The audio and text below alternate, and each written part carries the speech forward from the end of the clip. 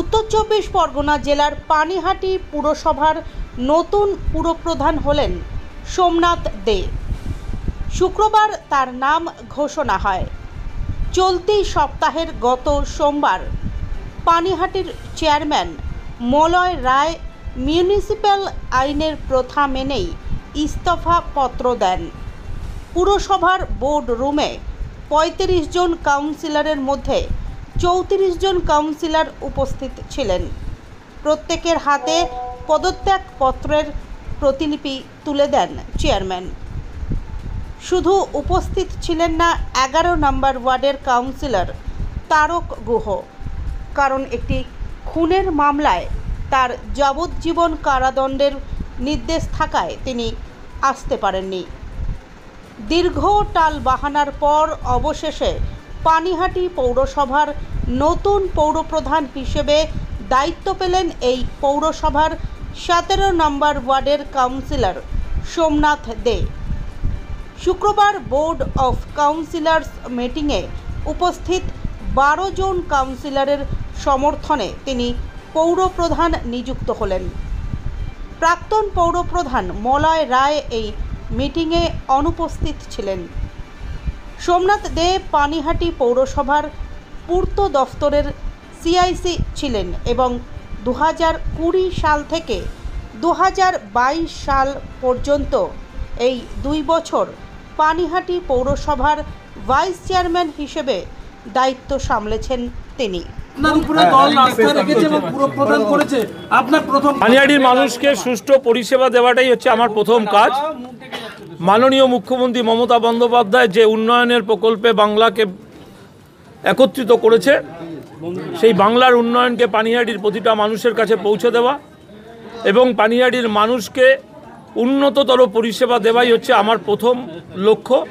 এবং গার্বেজ সমস্যা যেটা পানিহাটির আছে সেটাকে যাতে আমরা স্বয়ংসম্পূর্ণ করে একটা জায়গায় ব্যবস্থা করতে পারি, সেটাই হচ্ছে ফার্স্ট কাজ হবে আমার পানিহাটির মানুষের জন্য। কিভাবে আপনি নির্বাচিত হলেন আজকে, যদি বলেন?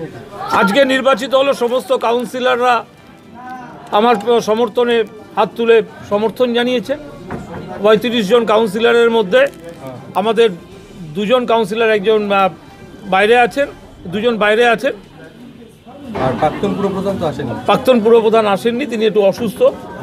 কতজন ছিল কাউন্সিলর? ওই 3 জন বাদ দিয়ে সবাই ছিল এবং সিপিএম কংগ্রেস দুজনেই ছিল। তার মানে 32 জন, 35 জনের মধ্যে 32 জন কাউন্সিলর উপস্থিত।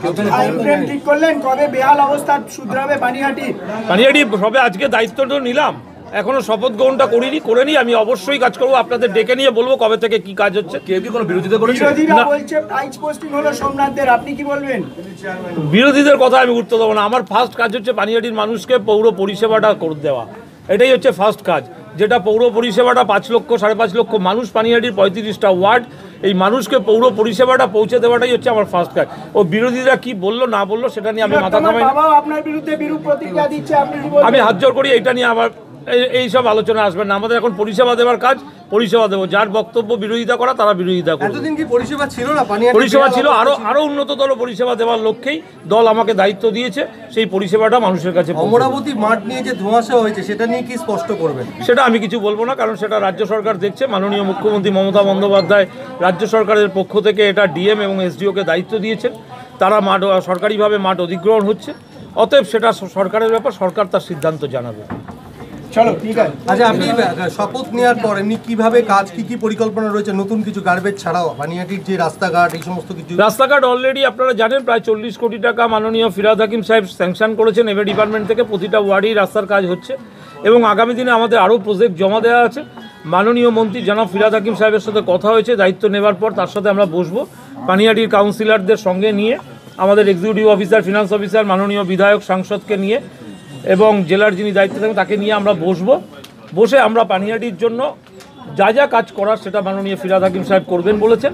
এবং পানিহাটিকে এক নতুন পানিহাটি, সুন্দর পানিহাটি, মানুষের উন্নততর পানিহাটি মানুষের কাছে আমরা